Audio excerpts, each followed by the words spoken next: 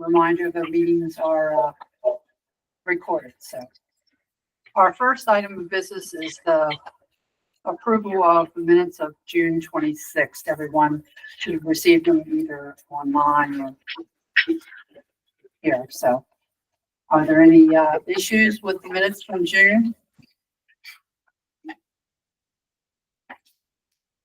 Hearing none, seeing none, the minutes will be approved. I'm going to introduce Shelley Argabright, and she will introduce the other guests. Thanks, Donna. Good morning, everyone. I'm Shelley Argabright, and I welcome Luke Mongrain. Come on up. We are co-presenting this morning. So let them know who you are. Luke Mongrain. I've been with Maryland Park Service for 17 years. Been in the rec profession in Garrett County for about 20 years. This is something that is kind of near and dear to my heart, and we'll kind of get into that here in a little bit. So essentially, we're going to try to have a little bit of fun this morning, and we're going to talk about the concept of recreation and its place in our community's health. And we're also going to talk about the partnerships that are necessary for that type of work to take place and how they really are the heartbeat of a successful initiative. And then we're going to work on planning or begin planning the second annual rec fair. So that's what's in store for us this morning for this first presentation. So we did have a rec fair on June 21st. We talked about it and announced it in this meeting. I just wanted to take a moment and thank those of you who came out to the rec fair. We did have some folks from the Health Planning Council come to show their support. That is always just really appreciated. So next slide. It's an early morning and we wait. Oh, it's me. I thought you were okay. Good. Thank you. So this picture was taken a few nights ago at Harrington Manor from a kayak, and we wait so long here for nice weather. I feel like there's just a lot of rain, right, and some cold temps to work through until we get to this beautiful summer. And so just to level set and think about recreation, I'm just going to ask for some engagement this morning and just to wake us up and just kind of see how, if anyone wants to volunteer, how you recreate.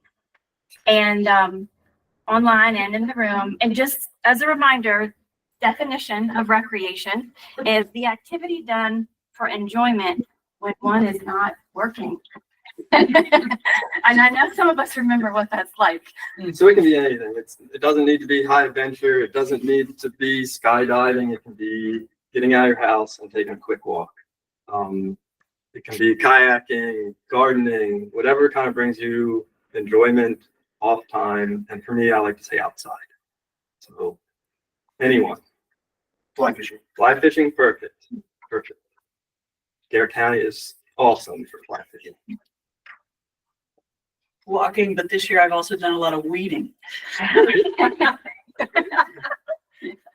that enjoyable? Yeah. Weeds is therapeutic. My heart rate drops when I pull weeds. It's pretty cool to see. Laura Robinson online said hiking, gardening, listening to live music. Wonderful. Bird watching. Perfect. Mm-hmm. So horseback riding. Now, question, are there issues with horseback riding in state parks? Sometimes a lot of state forests have a dual use trails, so there's plenty of public land for horseback riding. Yep. Ashley Gilcher and Julie Teeter have both raised their hand. All right, Ashley. Yeah, for recreational, I usually do a lot of gardening. My family also hikes a lot of the local state parks as West Virginia as well. So we are very outdoorsy. And I also used to horseback ride. And I know the only state park that I was allowed to ride my horse was Harrington Manor.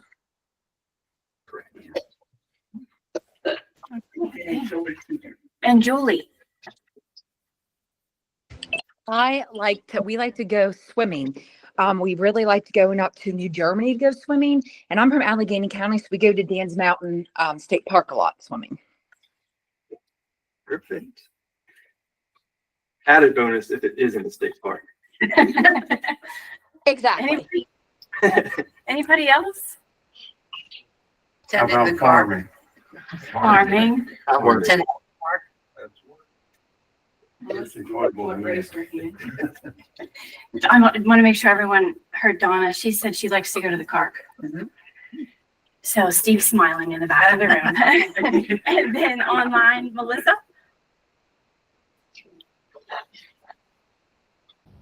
Are we doing introductions? You can say who you are if you want. We're just kind of free flowing here this morning, talking about what we like to do, what we like to do to recreate. When we're not working, how do you spend your time? I like to read. Okay. Thank you. That makes Thomas happy. That's right. So I think it's anyone else? Rodney. Rodney.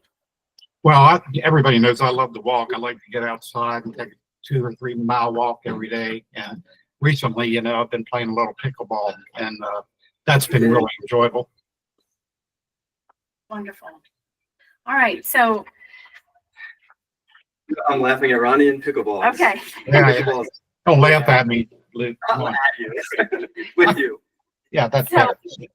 I think it was maybe last year or the year before. I don't remember. We had our folks our grassroots organization that started at the Community Action Senior Fitness Club at the park.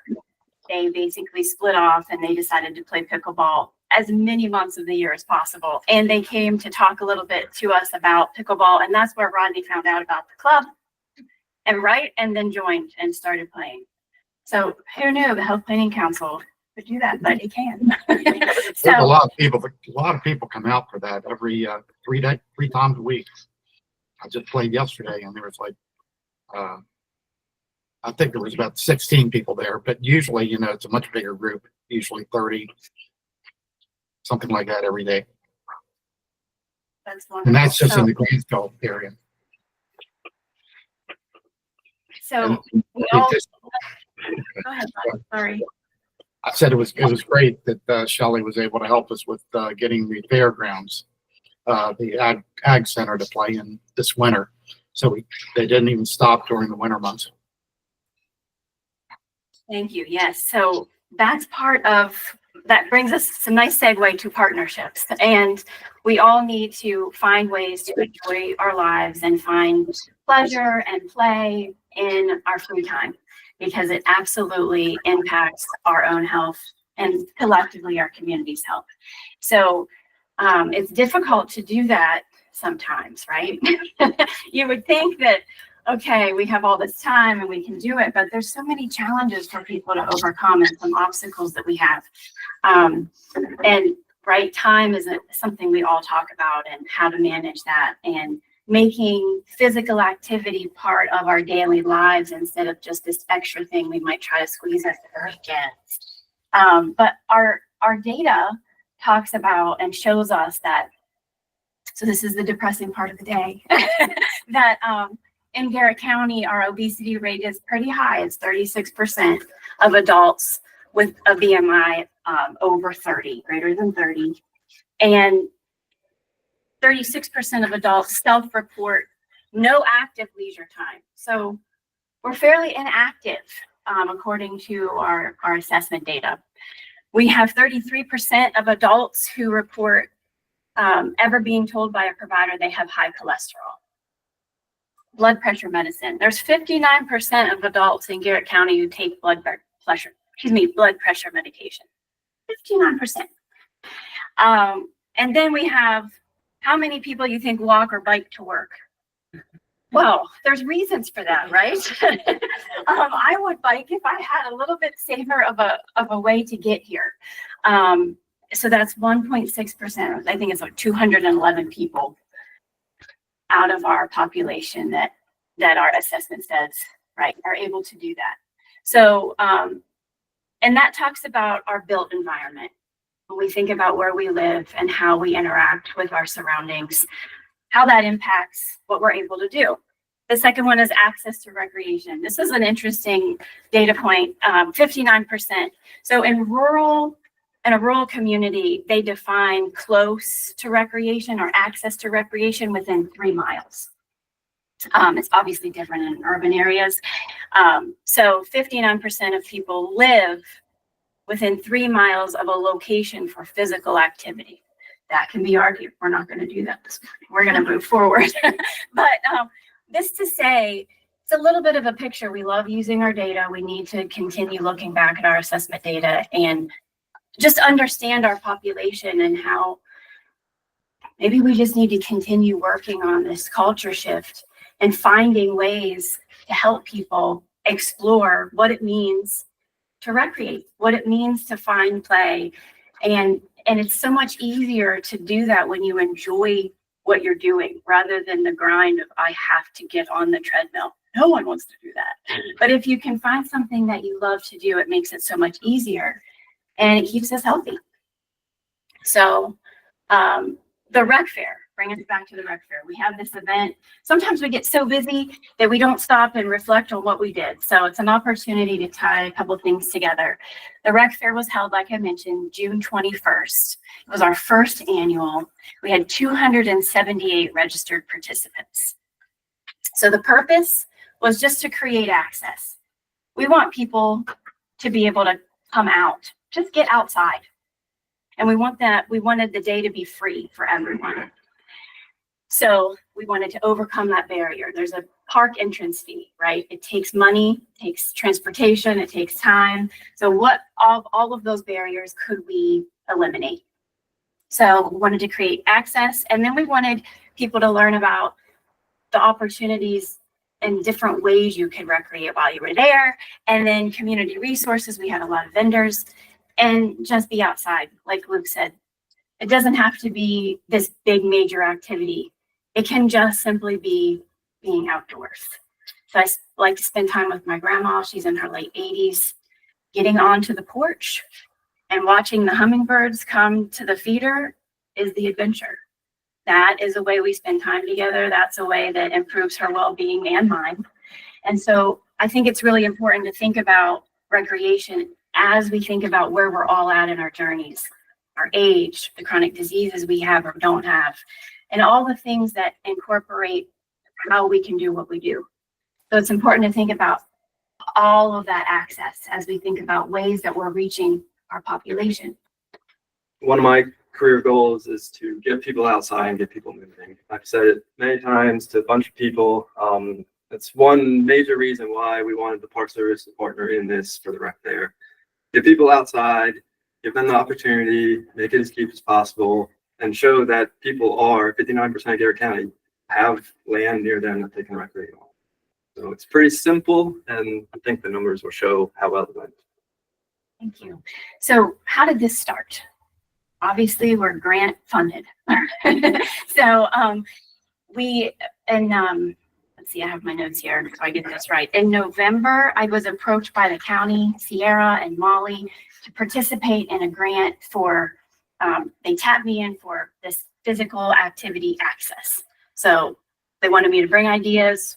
John and I have been working in this space for 5 years already. So are we going to have a class? What are we going to do to fit into this part of the grant? The grant was about stewardship and the watershed and getting people equitable access to Dean Creek Lake. So I wrote my little portion. It was much more than what we were able to do here, but essentially we went forward. The park system was a player in that grant, several other agencies, and John and I started working. We're starting to get ideas. We met with the Park Service in January. We decided where we're going to have it, all these contingency plans. Mid-March came around. We built the website, checked in with the county, and they were like, hold on. ARC says that they're not going to fund this type of event. So they wanted something different, and they didn't want the kind of event that we planned. So they said, we can't fund you. So I was like, well, we've already spent quite a bit of time doing all of this. What are we going to do? And so we kind of got together, and this is where the partnerships come into place. So we could have said, well, scratch it. We'll just won't do it. We don't have the opportunity to do that because look at our numbers, right? We're all responsible to do the best we can. And so what can we do just with our in-kind contributions? How can we work together to make this work? And so the park system said, let's do it. So we co-hosted it. WISP was our sponsor. And we were able to pull together what you're going to see. But it just is an example of ways that we're going to have to be more and more creative as funding shifts and changes.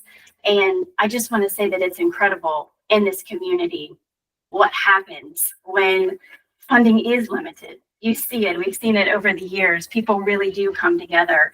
And, you know, especially when they're united on a purpose as simple as just creating access for people, right? I mean, no one can argue with that. So, and I will say the volunteers. So Judy Coburn, she's here with us today, brand new to the Health Planning Council. We welcome you again. She talked last month about this volunteer organization called SeaWorks. They showed up in force again to help do everything from registration, setting up games, signage, taking photos, just filling in where we needed help. And our friends, our family members, our neighbors showed up to help bring all of this together. So I was not able to be there, so I want to make that known that I am speaking about it. And I wasn't even at the event, but I had an emergency surgery and couldn't show. So I had a pretty big to-do list for the day and wasn't able to be there.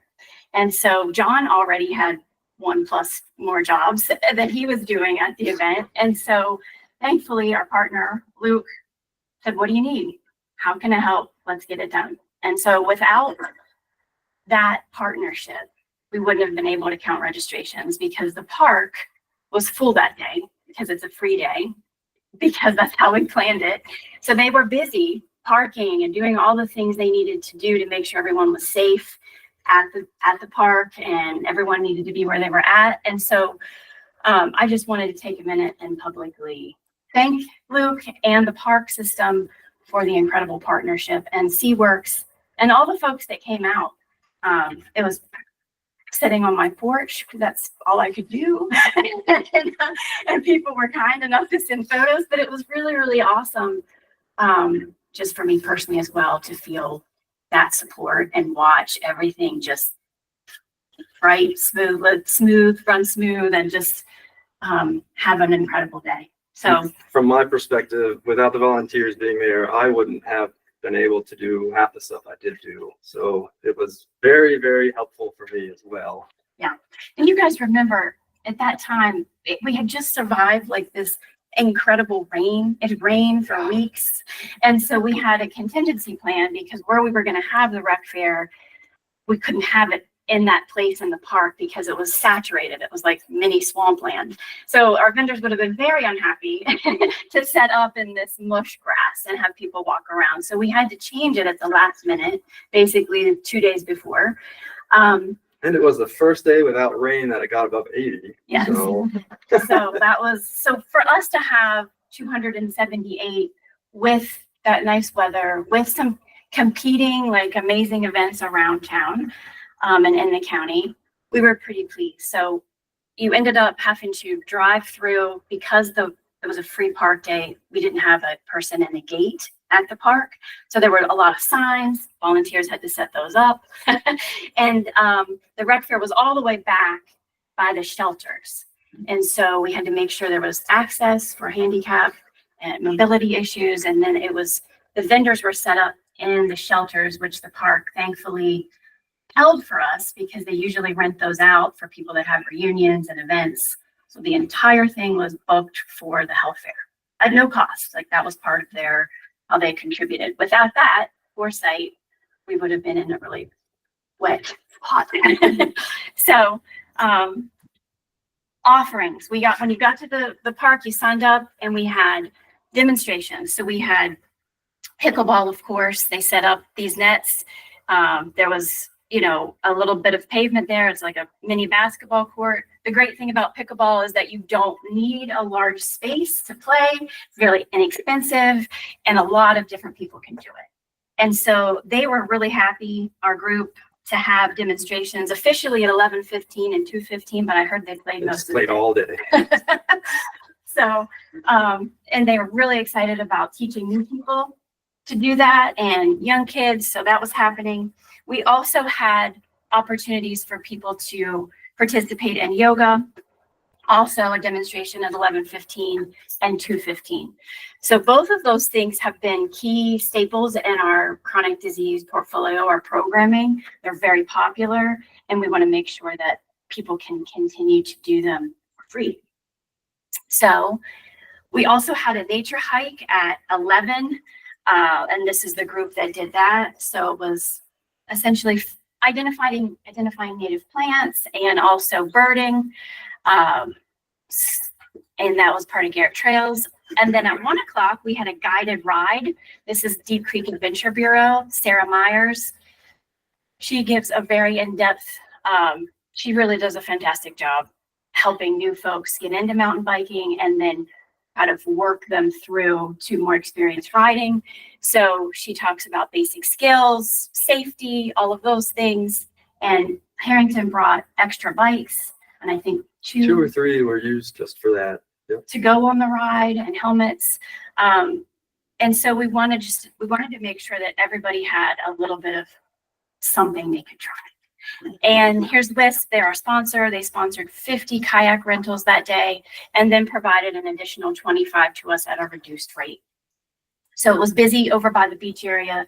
They have a setup at the beach hut, they call it, at the park. And so Deep Creek is a fairly large park.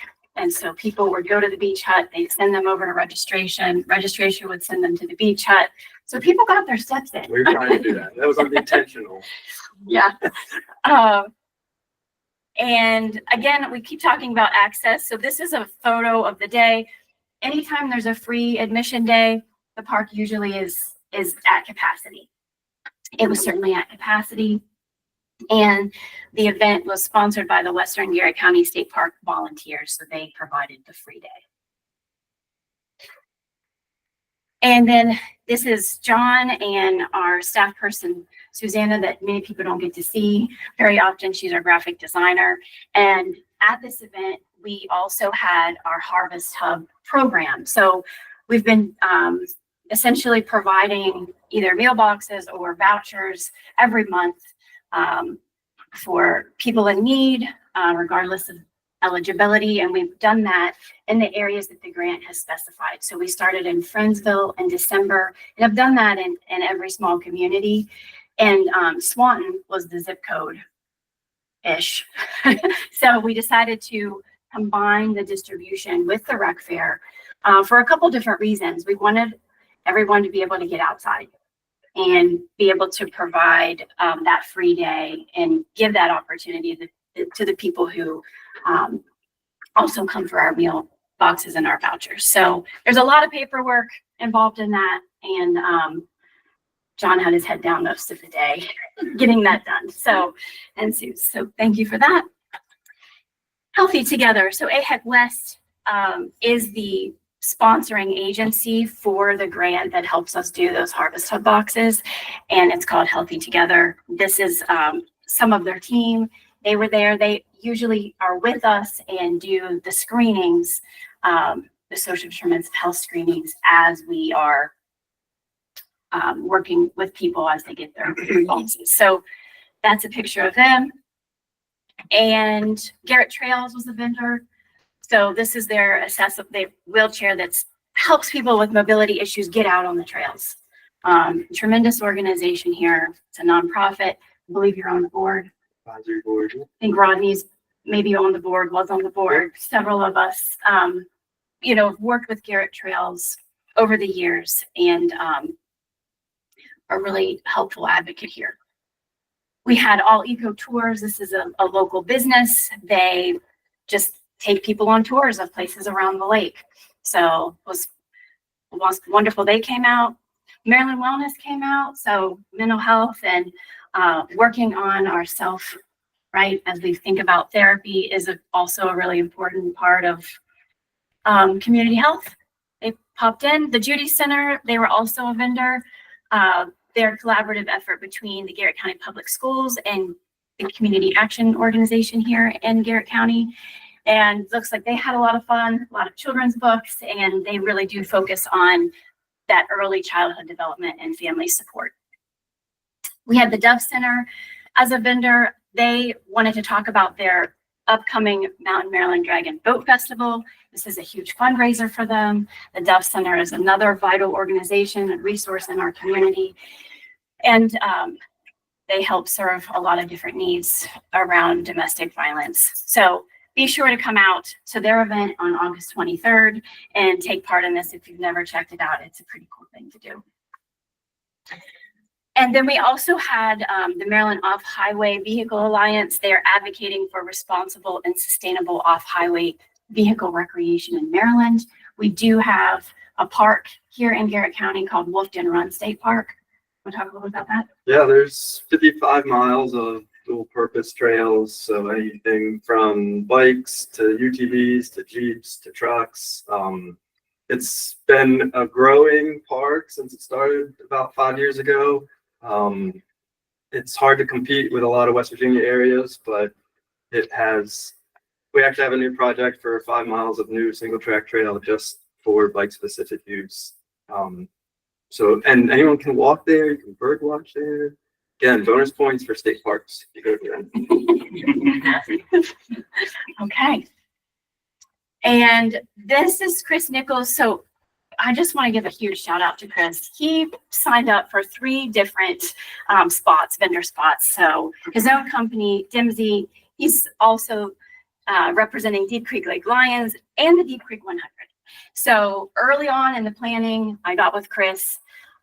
Of course, we wanted to make sure it was part of the Deep Creek Lake 100. It's a huge part of what their initiative was to make sure that access in all of the towns were included in that celebration. And there were multiple things they've been doing. We could have a whole health planning council just on the Deep Creek 100 and the effort that's been put into that. So as you can see in the background, they have just all these displays up, and it's about the history and trivia. And I didn't get to see them. I was too Okay. busy at registry. did anyone walk down to Yeah, see? they're all online too. Oh, Okay. He's been showing them around for all the events. Cool. Everything that he had out is on. So they had some interactive activities there, and I just want to really thank him. He also helped in our marketing efforts. No one wants to do videos with me. I keep asking. So he was willing to do that, and that's really, really helpful to just let people know what we're doing. And then this is another sign, just making sure that we just give Chris a lot of kudos here. And then park visit would not be complete without some animals. So our naturalist was there, a great person, really excited about his work and the volunteers with him. So I know snakes are scary. I didn't want to put up a giant picture, but it's cool. You can interact, and really they have such an important role. I'll let you talk about it because it's your thing. Yeah, the Scales and Tails program has been around for a long time. Chase has been really good. He would walk to the beach with the snake, and then people would follow him back to see the turtle, and all the kids wanted to see the turtle. He was very helpful, and the Garrett County volunteer team was very helpful in getting things set up, and Chase really helped me clean up at the end of the event as well. So good group. Yeah. And then this is our unit, Population Health Innovation and Informatics. So not only were we celebrating Deep Creek Lake's 100 years, which is a huge thing, we decided we'd celebrate 5 years in chronic disease programming and well-being work. And so this is John's mom. We had to tap our families. And I wasn't there, so Luke took one part, Carol took the other part, and it was just a wonderful day to just kind of reflect on being able and just having just being able to work in the space and reflect on our partnerships and relationships that and make it possible. And then my mom also went. She was my caregiver, but I sent her down. And that's Tina, my neighbor. She also does yoga for us. We've had yoga throughout our chronic disease work, and she's one of the instructors. And I will say that all the instructors we've had, people say they can't do yoga or they've never done yoga or they're afraid of yoga. And I will just encourage you. I've watched all of the instructors teach to any mobility issue. And it's just a really important way to learn how to just even breathe and stretch and just do some different things. So just another plug, get out there and try to do some breathing. Start there if you've never tried.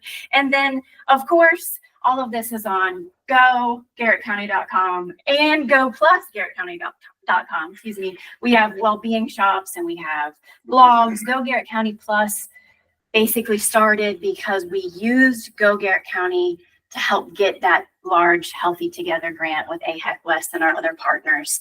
So you build on your work, and that's how you get more funding.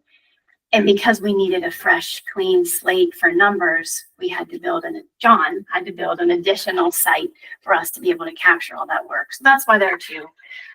But it's a great way, as a kind of a top of the funnel approach as we think about how we reach our community, everybody in our community.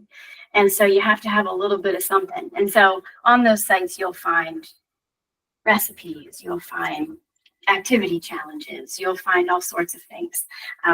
So just a little bit of help there. And then we want to be able to do this again next year. And so ideas, we had some feedback from our, the first one. We didn't have a meeting yet to debrief.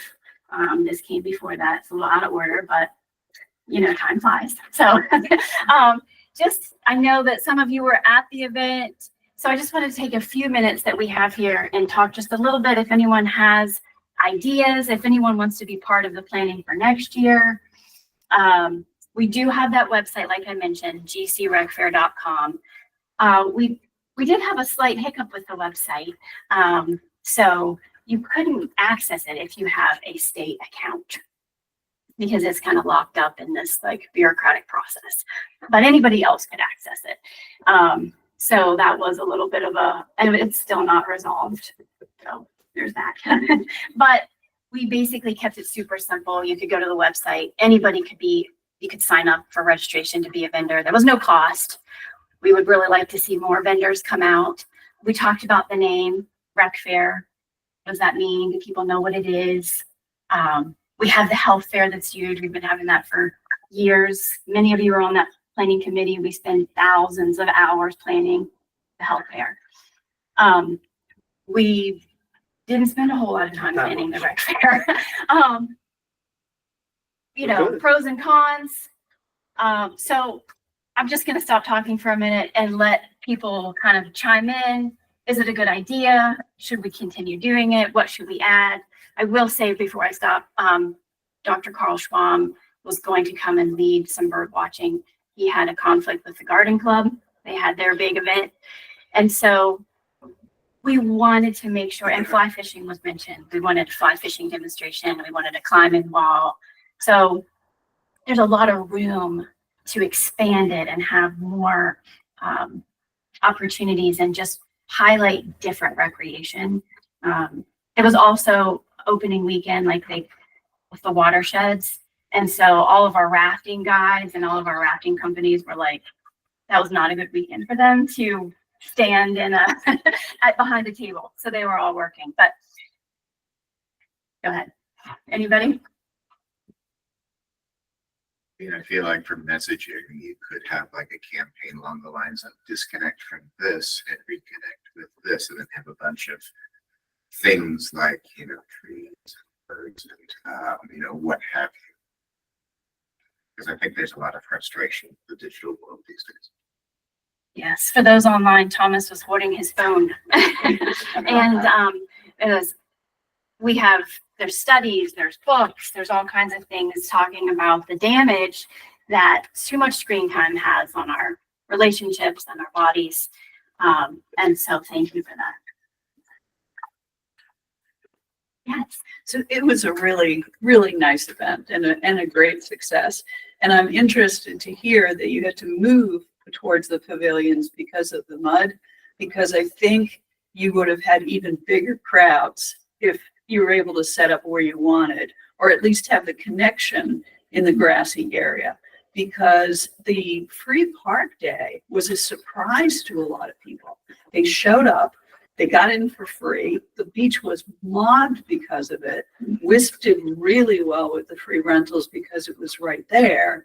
But a lot of people never made it as far as the rec park. So, or the rec fair. So if you had something in the grassy area to kind of draw them on and in, I think you would have had even a bigger success. But it was really, really well done.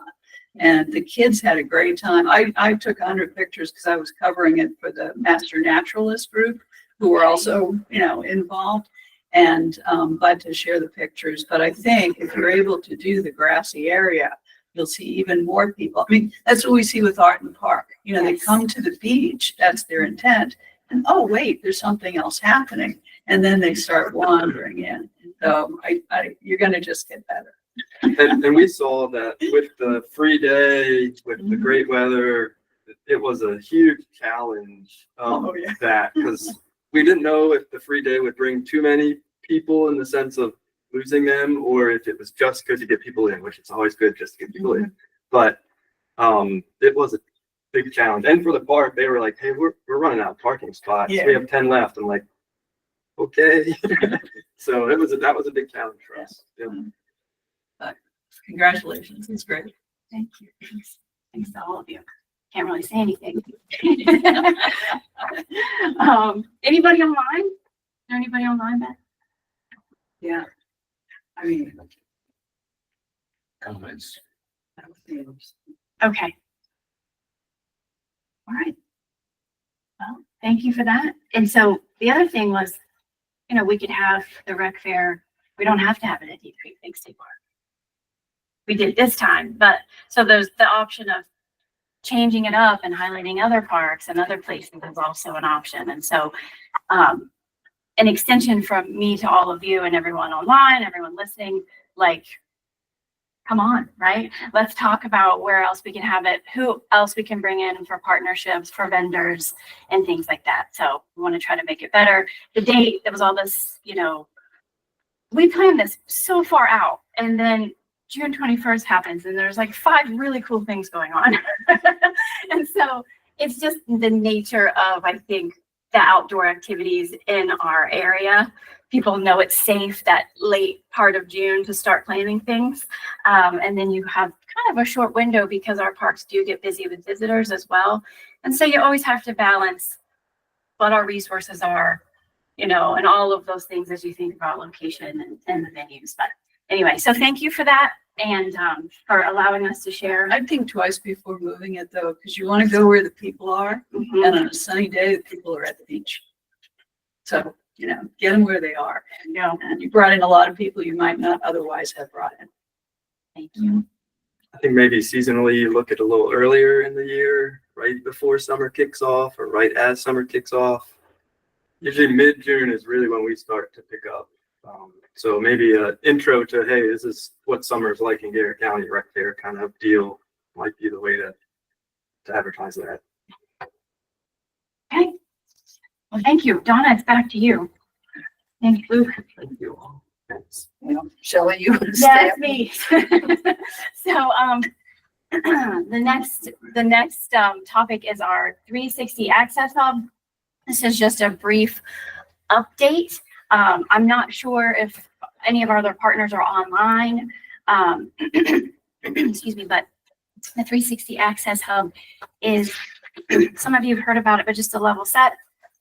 It's essentially a resource that we're planning that's an enhanced dignity first approach to food security in Garrett County.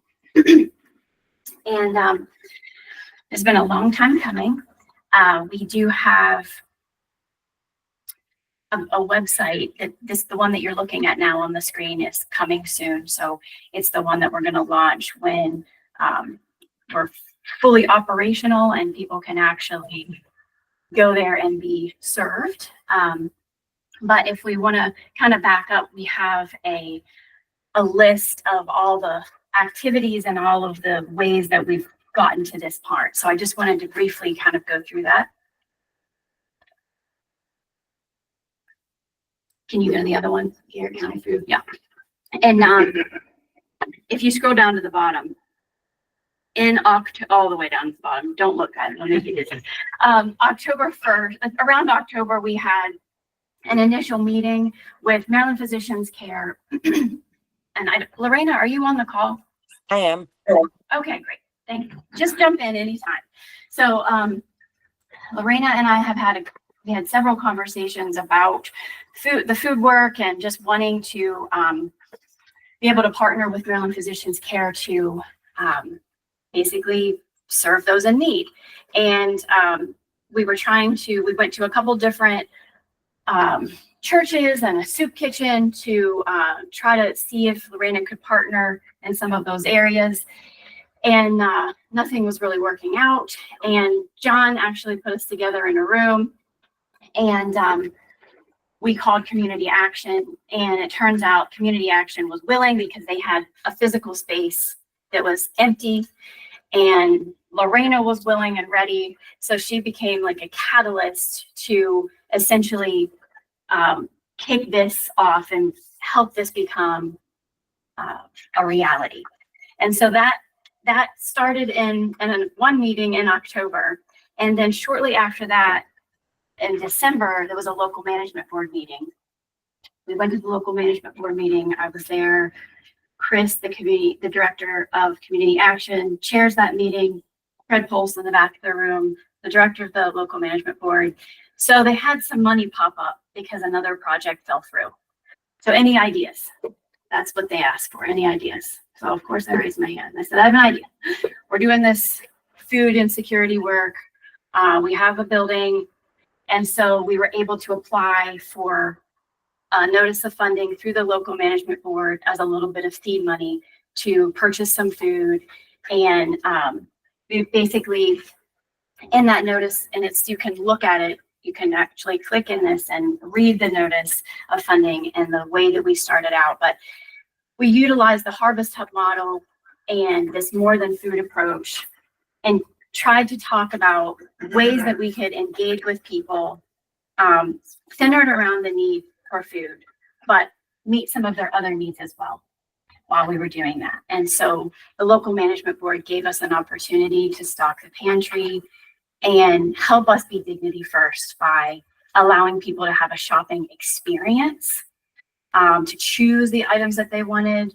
We were able to create recipes and we worked with Maryland Physicians Care. So that just happened. Our first sort of trial just happened in the end of June. And we just had a small number of people. John is building out the site that you just saw. So we wanted to sort of test the store, test all of the different workflows and processes. And, Judy just stepped out of the room, but I just wanted to say that throughout all of this, so October, December, I kind of skipped through, let me back up, sorry. In January, we had a visioning session here at the health department, as just to talk about what it would look like to have a resource like this in our community. We acknowledge that so many people work in this space. There are a lot of churches and a lot of efforts that go toward trying to meet food insecurity needs. And how do we organize all of those different efforts and help the people who need help just get help easier, right? Because now you have to sort through, is this church having a meal? When are they having it? Are they going to have it this month? Is it canceled? You have to find transportation to get there.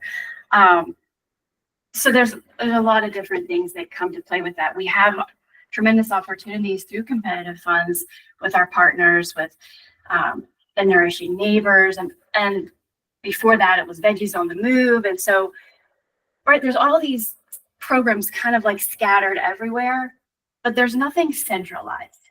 And so if you are experiencing food insecurity, you don't have food to eat, what do you do? And in Garrett County, that's pretty bleak. That doesn't look very good. And so community action is designated through FEMA as our emergency agency where you can go and get emergency food. We all know what's happened to FEMA. They also run several other programs for people who are not able to get out of their homes through USDA and different things like that. So, but it's still not enough. And we see this in our data. We see this, hear this in the conversations we have. So this visioning session was designed, and it was very well attended by a lot of different people. It was designed just to literally vision. What does it look like? How does it feel? How could it operate? Who's part of it? So from the very beginning, we wanted to make sure that everyone had a voice, and people utilizing the food bank or resource hub, whatever we're going to call it at that point, got to say. So you can go back and you can look at that. You can listen to that recording. It's all public. It's all there for everyone to see. So then that was January 24th. And then in March, we had an open house at the 360 Access Hub. So just so you all know, it is at 360 West Liberty. It is it's across from the Glades. It's the Habitat for Humanity office is in the front of the building. It's a long cement block building. This 360 Access Hub is in the middle of that building. And at that time, we only had one small space. There's like a large room, there's a kitchen, and then there's 3 smaller rooms that are divided off and a bathroom. And so that was what we had to work from. And we wanted to invite people. We didn't know how this was going to work. And so I talked about it here at the Health Planning Council, but it was pretty specific on the invite. We said guests who will be utilizing the Food Bank Resource Hub are invited to attend. And we want to hear from you how we could best serve you. We had a little bit of food. Brad was there. He helped in a room and we had different questions that people kind of worked through. And that was a pretty powerful night. GTS was running. We had people show up that utilized GTS. We had people with mobility issues and people that were really genuinely excited about the Resource Hub. And the same people that would be utilizing it also wanted to volunteer and be part of the process, even though they were some of the most, high need individuals that we would be serving. And so it's just so humbling to watch that and be part of this process. And so that happened in March. And then if you move on up, okay, that's then where it's kind of transitioning. So that happened in March. And then we started working with designers. So a community member who's a pretty prominent business owner, we met with her. She brought in a kitchen designer for free. Basically, he assessed the space, gave us plans at no cost.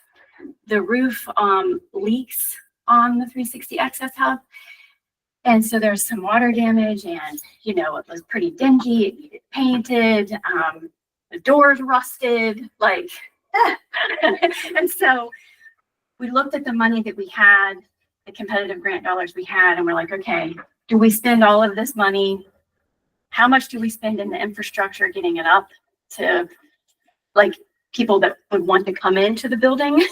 And how much do we spend on staffing and all of these things? So these are all considerations. And as we kind of worked through and met with different people, met with designers, the weeks clicked by and we just made it an executive decision that we're just going to turn to our volunteers.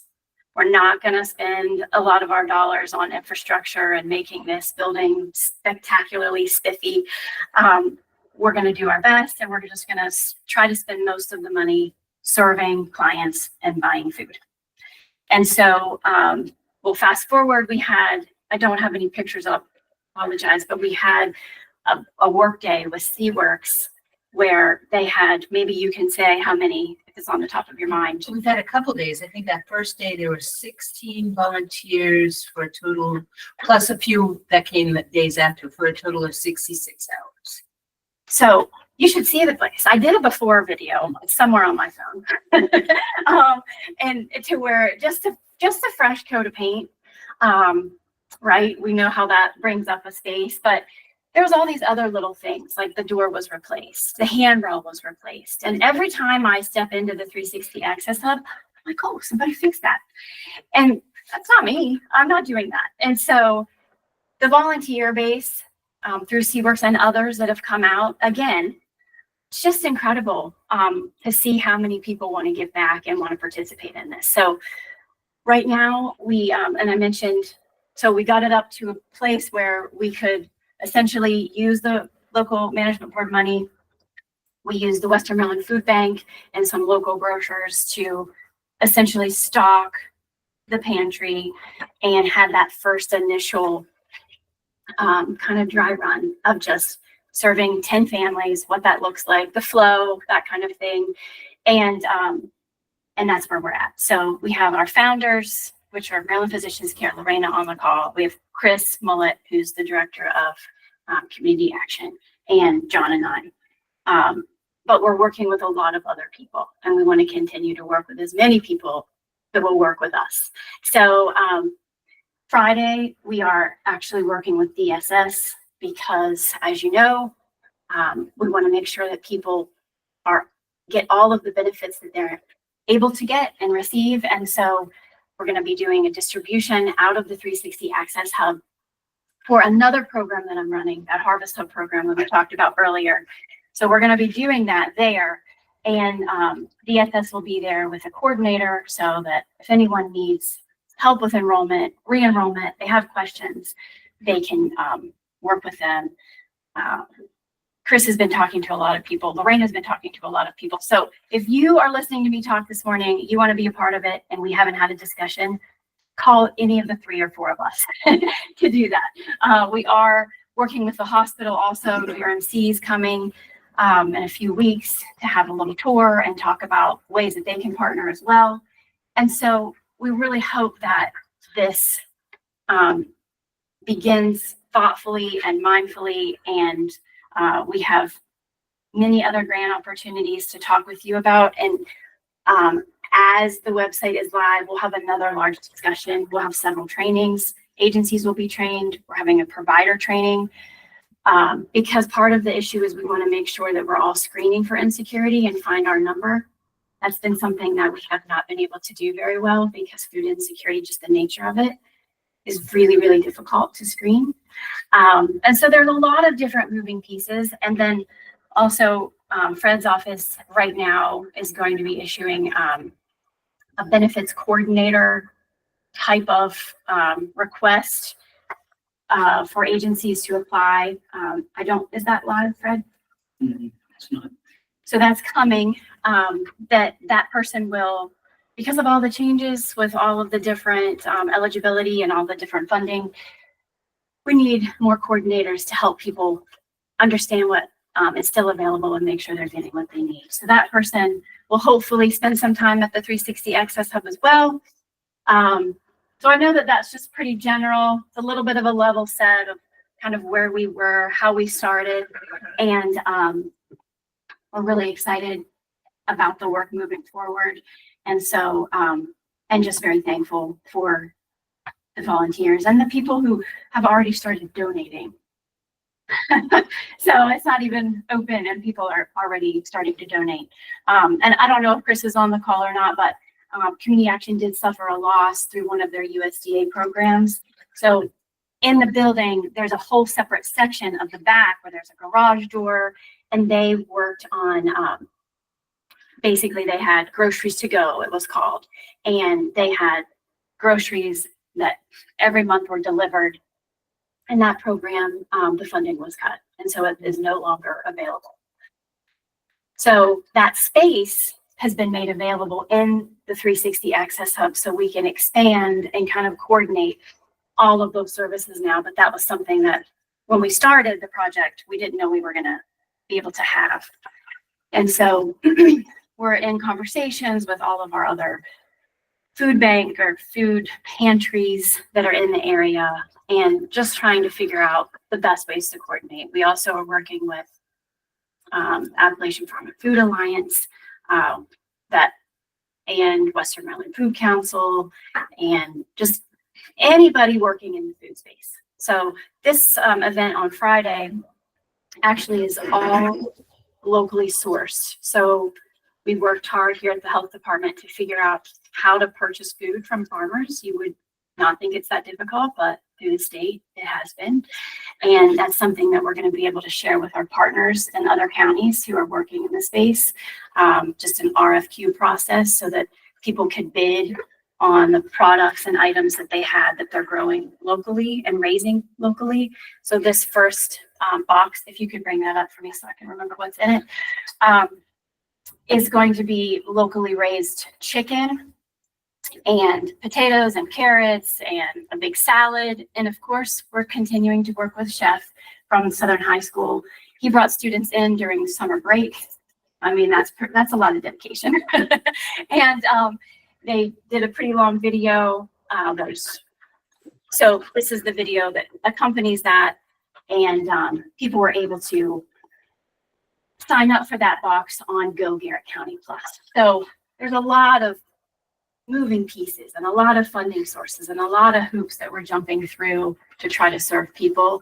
But we're trying to be mindful of, as we do that, to make sure that we're supporting our local farmers. We're supporting the people that need our help.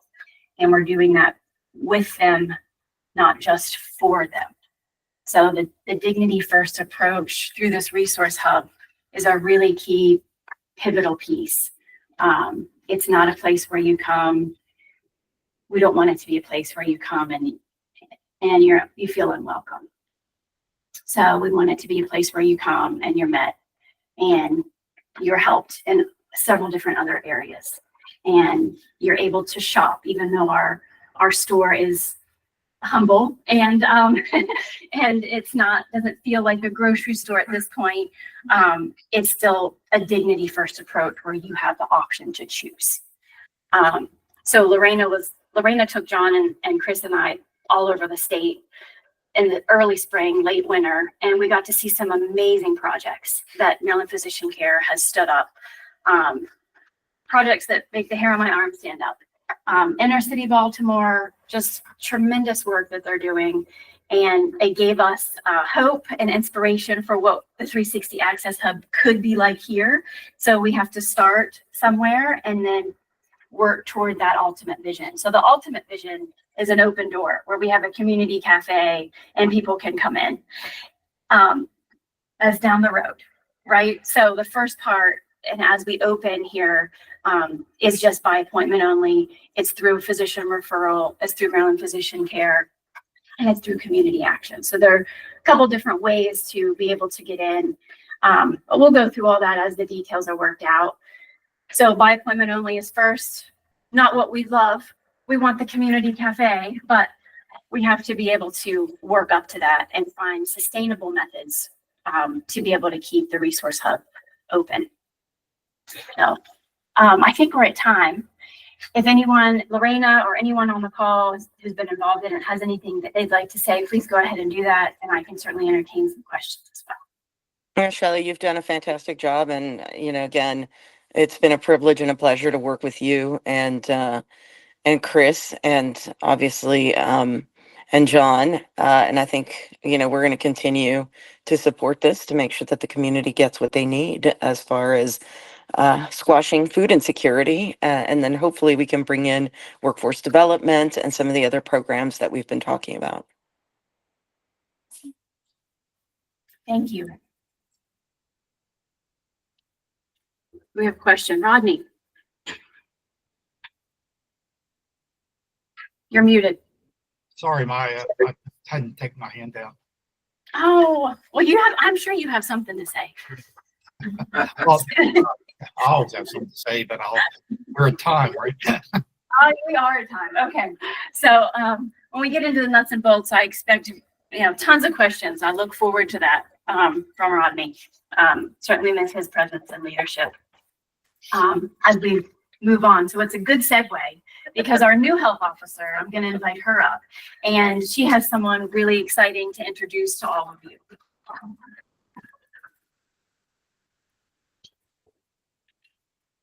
So yeah, Shelley's correct. I do have someone really exciting. I'm super excited because he's helping me definitely with my previous roles. This is Martin Kraska. He is our new Deputy Health Officer of Operations. He comes to us most recently from the Maryland Maryland Hospital Association. Yeah. So he just started on, July 9th. Yep, about 2 weeks now. It's been so just hit the ground running. Super excited to work with everyone. Looking forward to partner with you and contribute to the health of our community. If there's anything that you need from me, please don't hesitate to reach out. Thank you, John.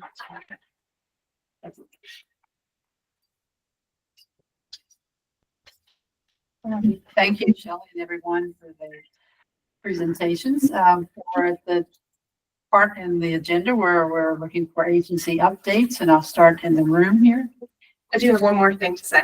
So a few months ago, we announced that we got the award from CHRC and for the remote patient monitoring grant.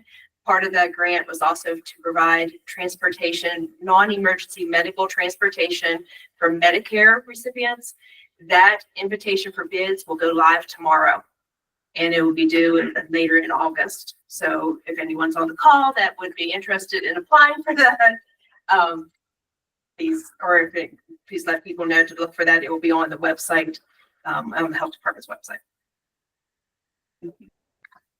Anyone else? Commissioners? No? I have one update. Oh, sure. A few months ago, we had the local management board talk about the Enough initiative through the governor's office. We were able to go out and we had a trainer from the state come and work in communities that have been identified in that grant. And the first full week of August, we will be going back to those communities for in-person meetings. And in August 7th, that one has been established in Bloomington at the fire hall from 6 to 8. So it'll be on our website as well once we finalize the dates for each of the other communities, Kitzmiller, Grantsville, and Accident. They will be working in their communities on a specific strategy that they choose, and it'll be on My Dare County. So if you are from that community, work in that community, want to be involved in that initiative, please reach out to me, Fred or John, and look for it on the website. Okay. Anyone online have an agency update or information they'd like to share?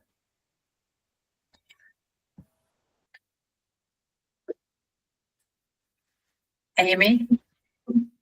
Hi, everyone. This is Amy Ritchie. I just wanted to let you know that the Health Education and Outreach Department within the Health Department is doing a walk across or run across Maryland challenge.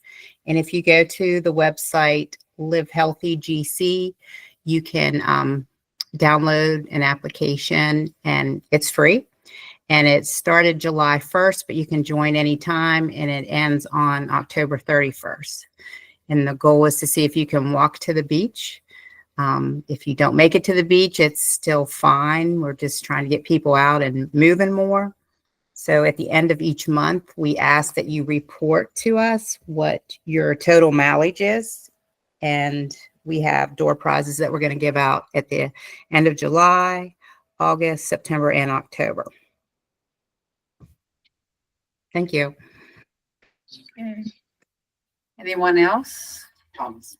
I do Oh, have something. okay, Tom. It's health adjacent, but we are having a color run for those of you who are interested. It's going to be taking place at Friendsville Day is on the Sunday after 1 o'clock. So if you want to get some exercise in and get colors thrown at you, for a good cause, come on in. Anyone else? Okay. I will adjourn the meeting. Just note that the next meeting is August 28th, and thank you all for attending. Hi, everybody.